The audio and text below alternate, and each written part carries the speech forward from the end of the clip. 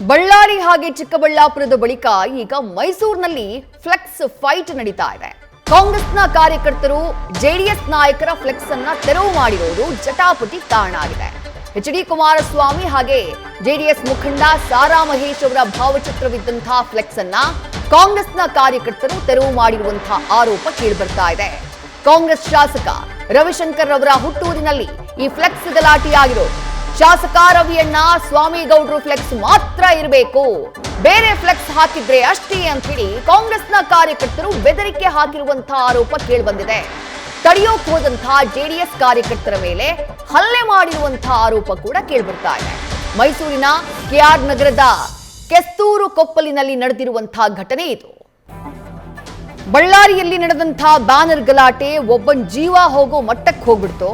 ಚಿಕ್ಕಬಳ್ಳಾಪುರದ ಶಿಡ್ಲಘಟ್ಟದಲ್ಲಾದಂತಹ ಬ್ಯಾನರ್ ಗಲಾಟೆ ಕೇಸ್ ದಾಖಲಾಗೋ ಮಟ್ಟಿಗೆ ಹೋಗ್ಬಿಡ್ತು ಕಾಂಗ್ರೆಸ್ನ ಮುಖಂಡನ ವಿರುದ್ಧ. ಈಗ ಮೈಸೂರಿನ ಸರದಿ, ಮೈಸೂರಿನಲ್ಲೂ ಕೂಡ ಇದೇ ರೀತಿಯಾದಂತಹ ಗಲಾಟೆ.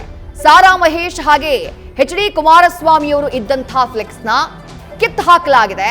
ಕಾಂಗ್ರೆಸ್ನ ಕಾರ್ಯಕರ್ತರು ಅದನ್ನ ಕಿತ್ತು ಹಾಕಿದ್ದಾರೆ ಅನ್ನುವಂತಹ ಆರೋಪ ಕೇಳಿ ಬರ್ತಾ ಇದೆ. ಆ ದೃಶ್ಯಗಳನ್ನ ಕೂಡ ನೀವು ಗಮನಿಸ್ತಾ ಇದ್ದೀರಿ. ಮತ್ತಷ್ಟು ಡೀಟೇಲ್ಸ್ ನಮ್ಮ ಪ್ರತಿನಿಧಿ ರವಿ ಪಾಂಡೋಪುರ ನೀಡ್ತಾ ಹೋಗ್ತಾರೆ. ರವಿ, ಯಾಕೋ ಇತ್ತೀಚೆಗೆ ಈ ಜನಪ್ರತಿನಿಧಿಗಳು, ರಾಜಕೀಯ ನಾಯಕರು ತಮ್ಮ ಘನತೆ, ಗೌರವ, ಪ್ರತಿಷ್ಠೆ ಎಲ್ಲವನ್ನೂ ಬ್ಯಾನರ್ನಲ್ಲೇ ಇಟ್ಟಿರೋ ಹಾಗೆ ಕಾಣಿಸ್ತಾ ಇದೆ. ಮೈಸೂರಿನಲ್ಲಿ ಗಲಾಟೆ ಏನಿದು ಗಲಾಟೆ, ಕೊನೆಗೆ ಏನಾಯ್ತು, ಏನ್ ಮಾಹಿತಿ ಇದೆ ರವಿ? ವಿದೇಶಿ ಬಳ್ಳಾರಿ ಹಾಗೂ ಚಿಕ್ಕಬಳ್ಳಾಪುರ ಘಟನೆಗಳ ಬಳಿಕ ಈಗ ಮೈಸೂರಿನಲ್ಲಿ ಫ್ಲೆಕ್ಸ್ ಗಲಾಟೆ ಆರಂಭ ಆಗ್ತಿರೋದು. ಮೈಸೂರು ಜಿಲ್ಲೆ ಕೆಆರ್ ನಗರ ತಾಲೂಕಿನ ಕೆಸ್ತೂರು ಕೊಪ್ಪಲಿನಲ್ಲಿ ಜೆಡಿಎಸ್ ನಾಯಕರ ಫ್ಲೆಕ್ಸ್ ಅನ್ನ ತೆರವು ಮಾಡಿರೋದನ್ನ ಖಂಡಿಸಿ ಈಗ ಪ್ರತಿಭಟನೆಗಳು ಆರಂಭ ಆಗ್ತಿದೆ. ಕಾಂಗ್ರೆಸ್ನ ಶಾಸಕರಾಗಿರುವಂತಹ ಡಿ ರವಿಶಂಕರ್ ಅವರ ಹುಟ್ಟೂರು ಈ ಕೆಸ್ತೂರು ಕೊಪ್ಪಲಿಗೆ ಆ ಗ್ರಾಮದಲ್ಲಿ ಈಗ ಹಾಲಿ ಕೇಂದ್ರ ಸಚಿವರಂತಹ ಎಚ್.ಡಿ. ಕುಮಾರಸ್ವಾಮಿ ಹಾಗೂ ಮಾಜಿ ಸಚಿವರಂತಹ ಸಾರಾ ಮಹೇಶ್, ಅಡಗೂರು ಎಚ್ ವಿಶ್ವನಾಥ್ ಮತ್ತೆ ಅಮಿತ್ ದೇವರಟ್ಟಿ ಇವರುಗಳನ್ನು ಒಳಗೊಂಡಂತಹ ಜೆಡಿಎಸ್ ಮುಖಂಡರುಗಳ ಫ್ಲೆಕ್ಸ್ ಅನ್ನ ಅಳವಡಿಕೆ ಮಾಡಲಾಗಿತ್ತು.